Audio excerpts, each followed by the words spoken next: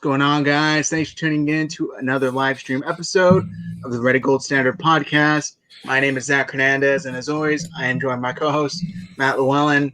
We got a lot to break down. Matt, how you doing today? I'm doing good. How are you, Zach? Not bad. Just getting home from work. Got a lot of news that happened today. Woke up to the two big pieces of news. Yep.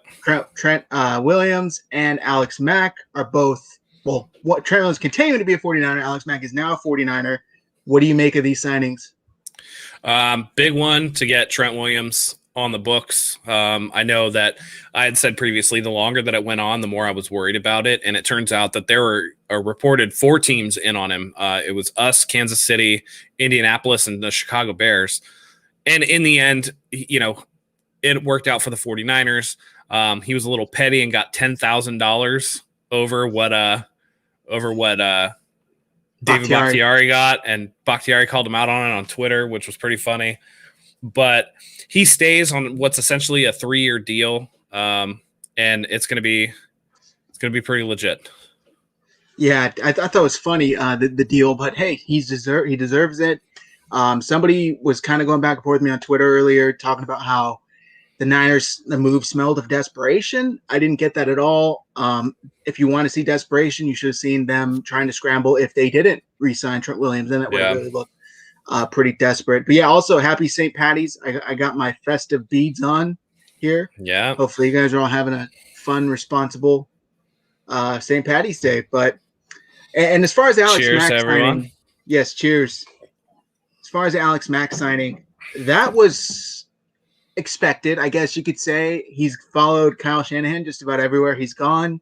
Their careers kind of mirror each other. But how much does that signing solidify the 49ers offensive line, from the middle out?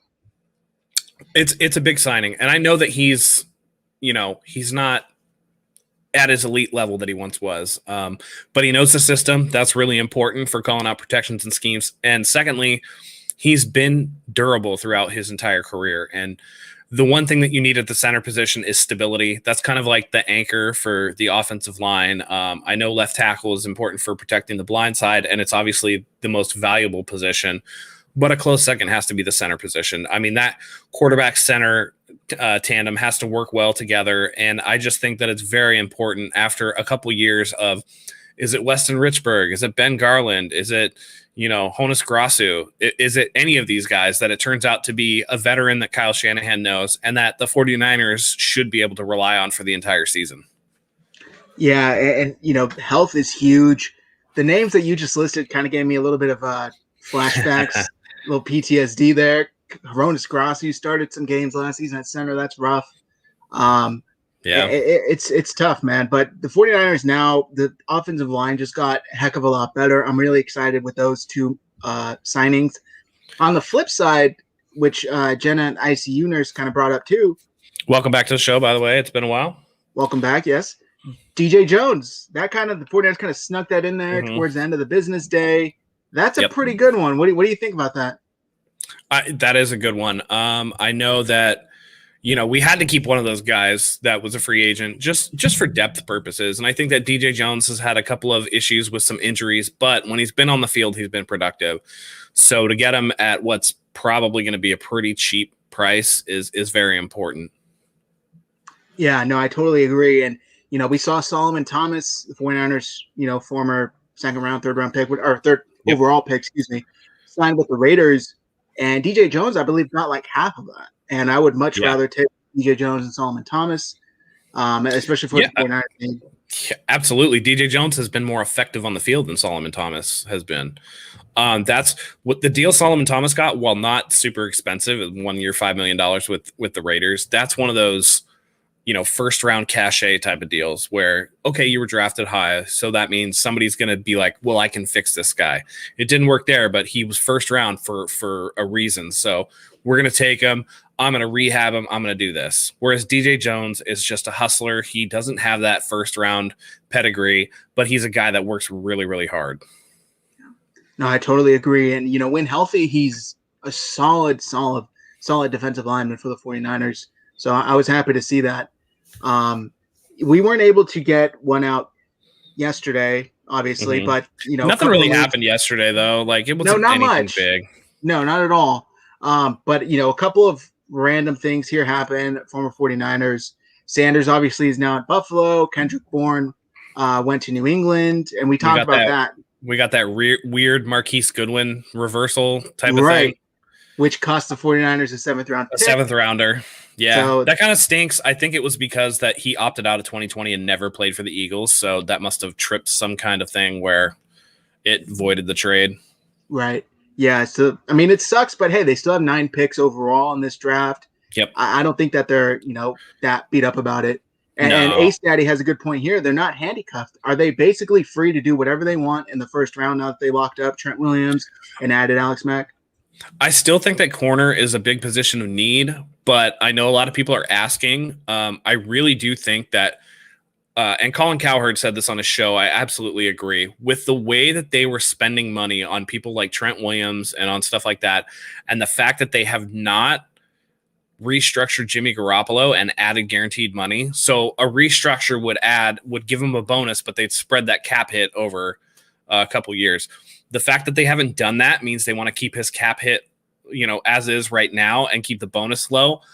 I think that they're going to pick a rookie in the draft, use Jimmy as a bridge for this year, and then get rid of him rather than restructure and be beholden to him for dead money. So they can they still have an out after this year. They can get rid of him. Not a big deal.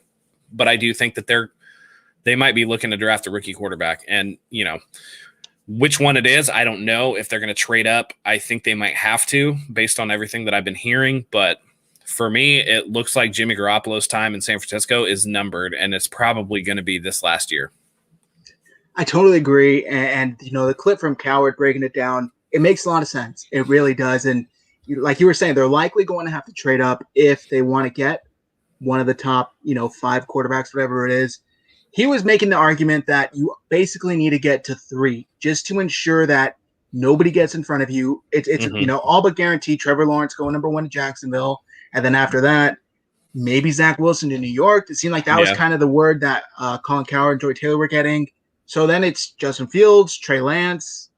I don't really want to say Mac Jones, but I guess if you want to throw him in there. But out of the 2, it's got to be Justin Fields or Trey Lance, right? I mean, you would think so. And I think the one that they would definitely take a shot on is Trey Lance. Get him up to snuff in this system, really get him a year under the belt. And that's the one quarterback that you can justify. Hey, he didn't play in 2020. He only has this amount of tape. He comes from a small school. This is a complicated offense. We're going to sit him behind Jimmy for a year like the Chiefs did with Patrick Mahomes. And then after the year, the 49ers are about to Alex Smith his ass. So he'll be gone. I think they can move on from him and, have a guy that's under team control, because the thing that you have to realize is next year you have Warner's contract coming up. The year after that, you're obviously probably going to pick up Nick Bosa's 5th-year extension, which is going to bump his salary up.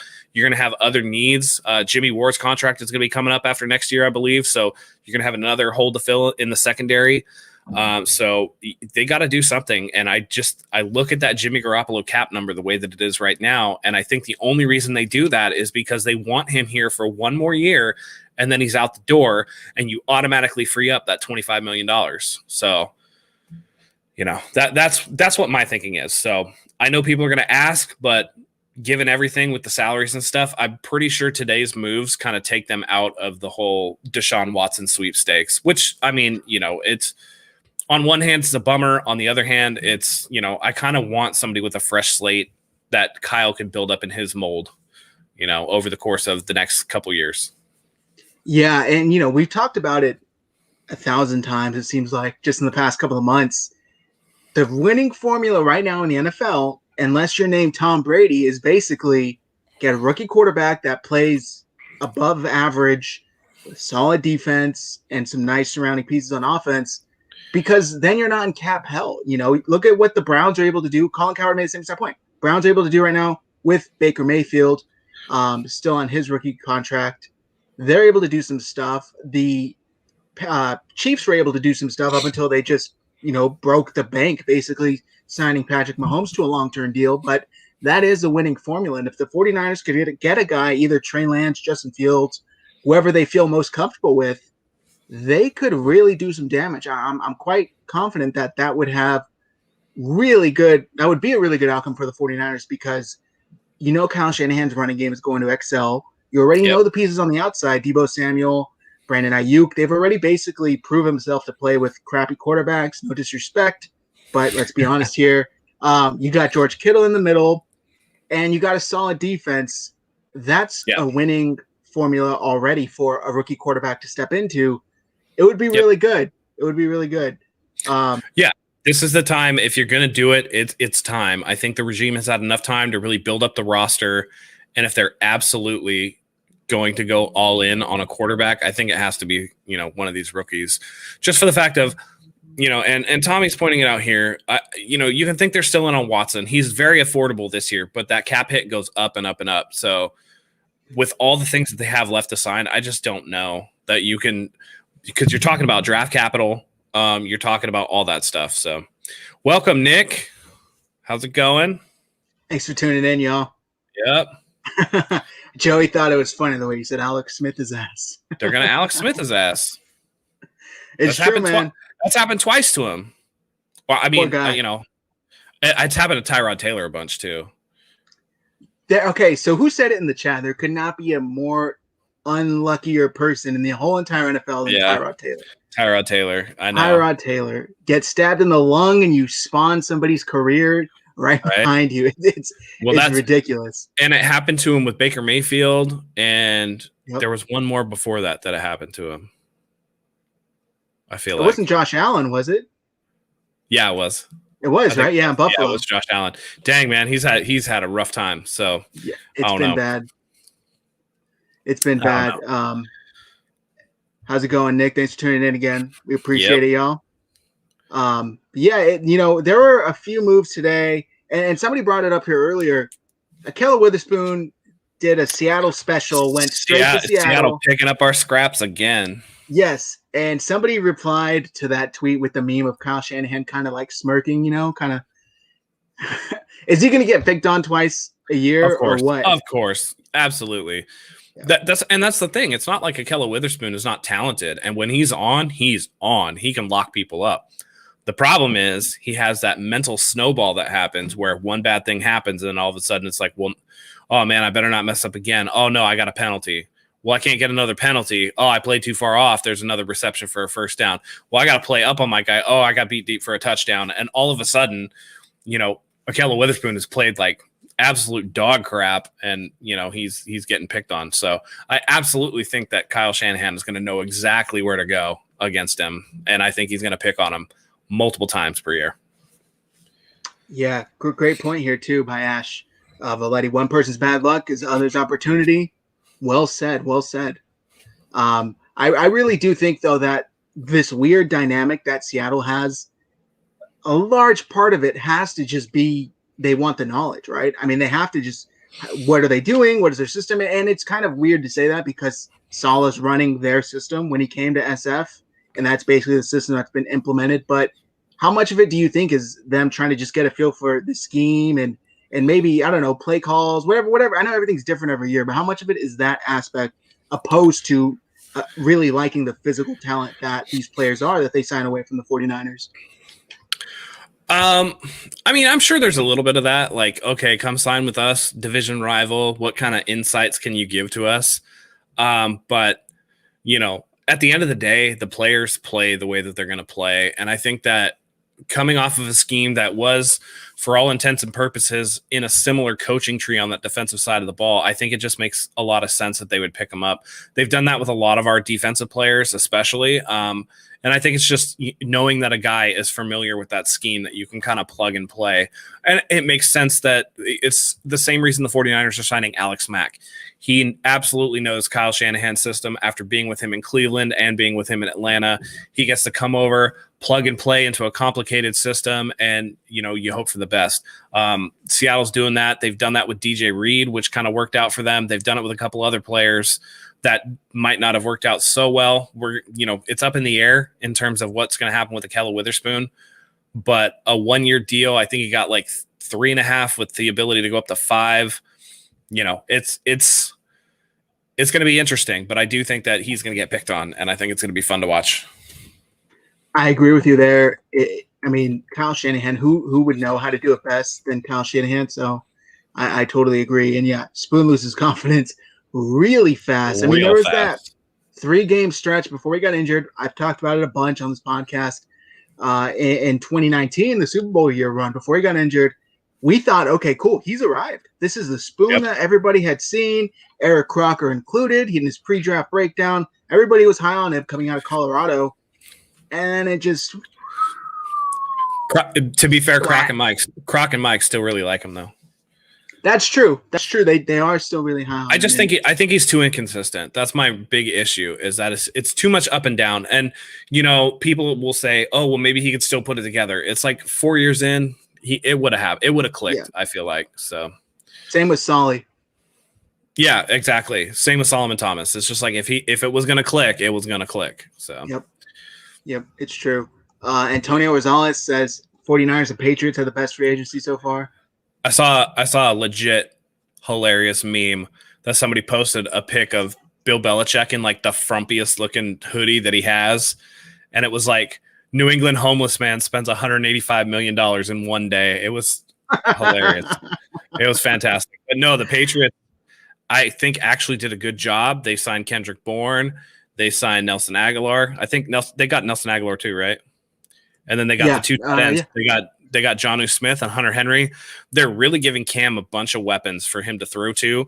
Not necessarily deep threats, although Aguilar can go deep sometimes. But with the way that Cam Newton played last year, you weren't seeing a lot of those really deep shots. He was throwing the ball closer to the line of scrimmage. And I think that if you can give Cam opportunities, then he can at least be a serviceable starter. And coming from me, that's saying a lot. So yeah, I'm kind of shocked to hear that. He'll definitely have no excuses. Although for me, Mac Jones, like I said, Mac Jones has Patriots written all over him. Scott, if you're listening, 17-minute mark, clip that, send it in the chat every time. I'm not going to be able to live that down for years now. No, you're really not. I can't believe you let that out. A lot of weapons for Jimmy in New England. That's funny. I started reading that before I knew what it said. I saw people, we talked about it on Niners News yesterday, that, hey, Kendrick Bourne's there, and now they're trying to get Jimmy there. He's going to have some familiar targets. I don't think that's the reason why they signed Kendrick Bourne. I think they really just like Kendrick Bourne, and rightfully so. He's a solid receiver. He's just not going to lead anybody in receiving. That's not his style. But yeah, if Jimmy goes, it's going to have nothing to do with Kendrick Bourne or for any other free agent for that matter, really. But I really do think. Wow, we got a super chat. Thank you. Hey, Hung Fat, always coming through. Cheers to you. That's the guy right there. Happy St. Paddy's Day, everybody. I hope you're having a safe and responsible and fun St. Paddy's Day. Yep. Same. Yeah, but as far as the 49ers, though, I asked the chat, what grade would you give there? I know it's 7 p.m. Pacific time on day one of free agency, but it seems like a lot has already happened. What grade would you give them thus far, A through F? I'm gonna go with like B plus A minus. I still think that there are holes in the secondary. I think we need another corner or two, especially because Jason Verrett, while he played really, really well last year, again he's still kind of you got to worry about those injuries. It looks like Richard Sherman's gone. We still have no word on whether K'Wan Williams is coming back or not. So really, in the cornerback department, you're looking at Emmanuel Mosley, you're looking at Jason Verrett, and then Body Calhoun, who they re-signed today. Yeah. So you need a little bit more. You're also looking at a safety to potentially place Jaquiski Tartt, whether or not he comes back. And then with the departure of Kendrick Bourne, I think you need to add a wide receiver, whether that's in free agency or the draft. So they've done a very good job, retaining the critical people that they absolutely needed to retain. But I think that there's still some work to do. So B plus A minus is about where I'm at right now. I think I'm right around the same spot. Maybe I'd lean more A minus than B plus, but yeah, I think Trent Williams was the biggest piece out of all of this. They locked him up. And I'm really happy the way that they did that deal. They got Alex Mack. They were able to get Jason Verrett, which I honestly didn't think Jason Verrett was coming back. I thought he was long gone. And not only that, but I think your camera's frozen. God, I hate that. Matt will be back right now. I really do think though that I don't know if they can bring back K1, Hyder, Tart. I actually do think Tart for sure is not. They're not going to be able to bring him back. Matt's back. It's live, folks. Live. We're live. Don't worry about it. But as far as Tommy Huxley's comment here, Matt, K1, Kerry Hyder, Tart, all basically gone, right? Not necessarily. With the way that they structured the deals, David Lombardi came out and said they could have $10 to $15 million left under the cap, just the way that it's working this year. So bringing back Hyder and K1 on like a 1-year deal is not impossible. It becomes a little more unlikely. It becomes more that they've stretched the cap thin, but it's possible that they're able to do that sort of thing. And then there's other names too that you could definitely take a look at. You know what I mean? If you want to go out there and, kick the tires on like a Malik Hooker or something like that, something that's going to be a cheap, prove it kind of deal, the same way they did with Verrett, there's possibility to do that. Charlie Baker said you're here in spirit. Always in spirit. Yeah. I don't know about if K1 is always hurt. He was hurt a bit this last year, but look, K1 when healthy, and that's most of the time, he's the best nickel corner. I think that's not a stretch to say in the NFL. He at least has been the year with the 49ers. He's a solid piece of that secondary. Hyder is one guy. That's tough, actually. I was about to say I would prefer more than K1. If you had to choose between the two, Matt, which would you choose out of Kerry Hyder and K1 Williams? I think K1 Williams, to be honest. Kerry Hyder had one brilliant year, but they signed Samson Ebukam, and so that kind of fills that little spot. And then I also think that, year 2 or year 3, they're going to go edge. So, yeah. For the most part, since K1's been in San Francisco, he's played 14 or more games 3 out of 4 years. So, yeah, solid. As far as the two, that's a good point. 1 year, can he replicate it? And at the same time, they signed Samson Ebukam, so maybe K1. And then not only that, but how much of the secondary isn't coming back as opposed to the defensive line? Yeah. And I just worry about when people break down the tape on Kerry Hyder, because he kind of came out of nowhere. I'm wondering if people are going to figure him out a little bit, because there are those things, right? Is he just a power guy, or can he, does he have good speed to power transfer? Does he just have one move that you can kind of shut down? So I want to see him do it for more than just 1 year. So out of those two, who's been more consistent? I would think K1 Williams is a little more consistent. Yeah, great point. Antonio Rosales says 49ers and Cardinals improved the most in the NFC West. The Cardinals got, did they sign AJ? Who was the receiver they signed? AJ Green. It was AJ Green. Okay. Yep. That's a solid, when healthy, solid, sure, paired with D-Hop. Honestly, I think he's washed. Fair enough. He didn't look that good last year in Cincinnati. No, but I honestly I do question, and maybe this is just me, how much of it was mental. He clearly didn't want to be there. Yeah, but he's had so many lower body injuries, and I think this is going to be his age 32 season. He's had so many lower body injuries that he just doesn't look very explosive. And it's like, if you're gonna cut out on a team that just had Joe Burrow for the first time in whatever, like, it's a good point. Yeah, so he played in all 16 games and had 47 catches for 523 yards. I don't. No, thank you. No, thank you. Nico Wilson, who's going to take Thomas's spot? Who cares? He wasn't. He didn't contribute. He was bad. I was going to say just about anyone. Bust. Ace Daddy, when I say always hurt, he never finishes games. K1. I mean, that's easy to say. So many people get nicked up in the NFL that it's like, It is what it is. Yeah. What are the chances Richard Sherman comes back? I would say 1%. Yeah, slightly to none. Like 1%. I don't think so. If everybody else gives him an insulting offer and the 49ers are like, well, we'll give you the same offer if you just want to come back for a year, then I think he would take it. They'll tack on $10,000 like they did to Trent Williams. Yeah. But I think he's gone. Funny. Yep. I want to talk about this. I'm actually surprised so far, out of former 49ers players that were free agents and had a chance to go elsewhere, Robert Saleh and the Jets have surprisingly whiffed on everybody. That's true. They haven't got a single one. And I think I don't know if that's a reflection on Saleh or if that's Joe Douglas maybe not working with Saleh as much, but it's surprising to me that not one of these guys has gotten there.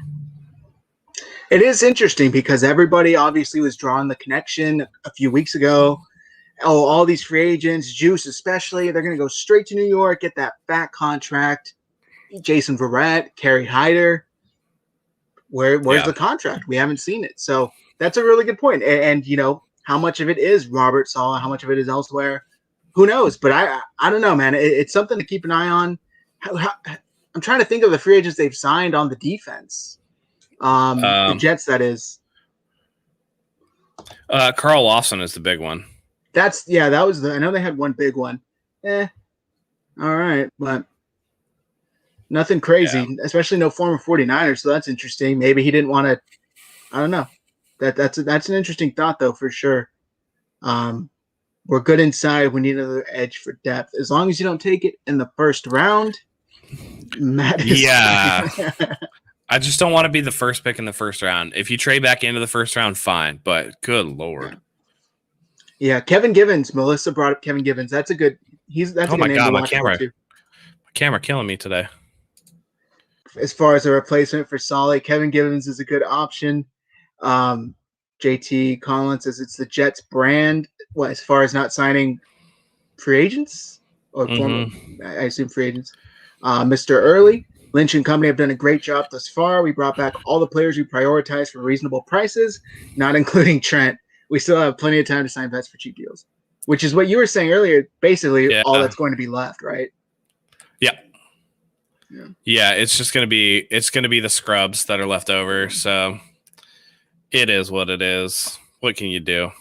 Yeah, Melissa again with another good point. Ronald Blair, he might go to Saleh. He might go to the Jets. 49ers released him.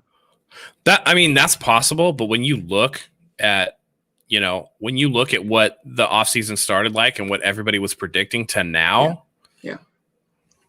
I think that would be a little bit of a disappointment in my eyes. Yeah. I agree with that. As far as the 49ers, though, did they make – I don't want to say any moves that you're not happy with, but any moves that – did they not make any moves that you wish they did instead of the moves that they did make? I'm wording that weirdly, but I think you know what I mean. No, yeah, I know what you mean. No, I think they've done everything that they could do so far. So in that regard, I think that it's – they've done a pretty good job in terms of, what's possible for them. What the big domino was always going to be Trent Williams, and everything that they were going to do was based off of getting him back here. I think that if they hadn't, they would have gone in a completely different direction. It would have been really weird to see, but I'm glad they got it done. So, yeah, they've done pretty much everything that I thought. I'd like to see them get maybe like one of the wide receivers. It's a buyer's market right now. I know that Kenny Galladay is talking with the Jets. I know he was offered a 1-year prove-it deal with the Bengals. We'll see what happens. I know, 1-year prove-it. Like, what do you mean 1-year prove-it? If you produce in Detroit, what are you talking about? You need to go prove it. That's crazy to me. I thought that was crazy. Yeah, I wouldn't even have taken that call if I was him or his agent. Yeah, that was an immediate hang up on. That's disrespectful, 100%. Yep. Kenny Galladay, one of the brightest young receivers in the NFL, he deserves a nice payday. Yep. Antonio Rosales here brought up Andy Dalton. What did you make of the rumored interest between the 49ers and Mitchell Trubisky? I think they're just looking for insurance to try to. They don't want another situations where you put somebody like Noodle Nick in who just like throws pick after pick and looks like a deer in the headlights and looks like absolute garbage. So notice how they didn't tender him, and they're probably not going to. Yeah, that's true. Javier Chavez, are the Niners in trouble with more tight end help? I'd like to see them try and bring back Jordan Reed if they could. Yeah. Same here. That's the big one. If they can get Jordan Reed back in the building, that'd be good. Yep. We're going to take some of these comments, whatever questions you guys have, and then we're going to wrap things up here, guys. Coach Timo, I think signing our high priority guys was key. Now we are set to fill the depth and the special teams as well as future offensive line and defensive line for coming seasons. Yes, sir. Yep. Ace Daddy. Chiefs went after Trent Williams. Happy Niners got him. Could you imagine if Patrick Mahomes had Trent Williams in front of him? I would have had egg on my face because I was saying after the Joe Thuney deal, there was no way that they were going to be in on Trent Williams, but it looked like they were definitely in on Trent Williams. And I was like, oh no. Yep. Melissa, nope. He's meeting with Giants, Gettleman and Bunch, I believe. Kenny Galladay, yep. Ian Sharp, Jets might go off in the draft. Forever Faithful Podcast, which is our newest podcast. Go and check them guys out if you guys haven't. What receiver do you want the 49ers to go after? I mean, outside of Kenny Galladay, there's a couple others. Not anybody, you know. I mean, if he stays out there long enough, why don't you pick up the phone and call Juju for a minute? He's like Juju is not a wide receiver one. He's not somebody that that you want. But in terms of like as your lead guy, but I don't know. Maybe if he's hanging out there in the breeze long enough, you can go and get him. But there's a couple of low level guys. Really, what they need is depth at the wide receiver position because Jalen Hurd has been hurt.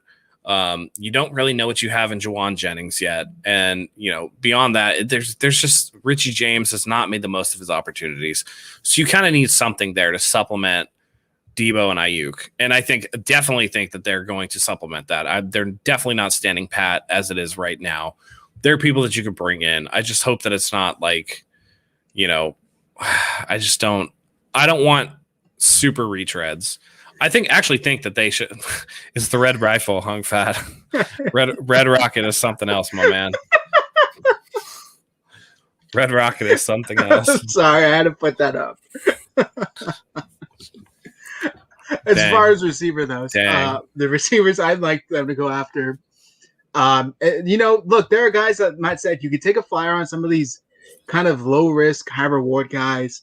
They were rumored to have interest in Danny Amendola. I would be okay totally passing on him. But hey, Will Fuller, I believe, is still out there. Sammy Watkins, that would be an interesting guy to just take a flyer on. Maybe that works out. Maybe it doesn't. He's still got some speed in him. Can he help the 49ers kind of stretch the field? That would be interesting paired with Shanahan. But, I mean, if it all depends, I guess, who's throwing the ball because Jimmy can't really get the ball deep. So, yeah. Yep. Which was funny about that report where they said, "Oh, they're building up weapons for Jimmy to go deep," and it's like, is this a joke? This has to be a joke tweet because he never goes deep. Almost never. Yeah. Nico Wilson, do you think we need more weapons on offense because last year our weapons could stay on the field besides Ayuk? I would say bad luck. Yeah, but I still think that they need a little more. Like I said, they need a third guy because if all you have is Debo, Ayuk, and Kittle, defenses are still going to be able to game plan around that. So you want a running back that can catch out of the backfield, which is really why a James White would be intriguing, or like a Phillip Lindsay would be intriguing. Yeah, but you need a little bit more weapons, I think, and I think that they're going to go get them, whether it's in the draft or whether it's through free agency. They're going to figure it out. I think they're almost tapped in free agency, so I'd rather see them fill the glaring needs like corner. And if you want to bring back Kerry Hyder, you can do that too. But yeah, if you can bring in some people to supplement, then that's really what you need to do. Yeah, this comment though cracked me up. I'm sick of Mayoko trying to push a Mullins re-signing. It seems like he even put out the tweet where he said they're not tendering him. I know. He ended it with so they can leave the door open to re-sign him later in the offseason. But give it a rest, Matt. Give it a rest. And how much of that is coming from his connections with the 49ers? He's kind of the beat writer that I think has the most connections, I guess you could say. He's been covering the team for forever. Yeah, the problem is when you get too close to something, you want to hold on to it. And so this seems to me like Mayoko has turned Nick Mullins into a little bit of a inside team source for himself. Yeah, because the play doesn't speak to him staying. We all watched him play last year. There's no reason he should be in the NFL at all. So for him to say, "Oh yeah, he should re-sign," you want him to re-sign so you can get your little inside scoops. That's really what it is. Yep. No, we are not good. We need a safety. Yeah, we definitely need a safety. We're going to take a couple more questions here. All Are the 49ers still looking at running back free agency? Do they have enough cap space? You were just addressing this. They probably will. Running backs are cheap. I think that the fact that the Broncos low tendered Philip Lindsay just says that, that they don't have much respect for him. So, yeah, that's true. I would like to see Philip Lindsay here. He could do some damage, I think. Yep. Just going through these questions. Anything you expect from Jalen Hurd ever again, or is that ship sailed? It's hard to say because he had the back injury. Yeah, I was going to say maybe from a medical standpoint.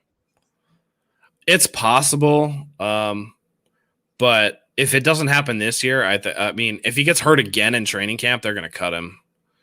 There's no reason to hold on to him after that. He's collecting a paycheck and like free medical care at that point. It's just like, dude, your body wasn't made for football, my guy. You said free medical care.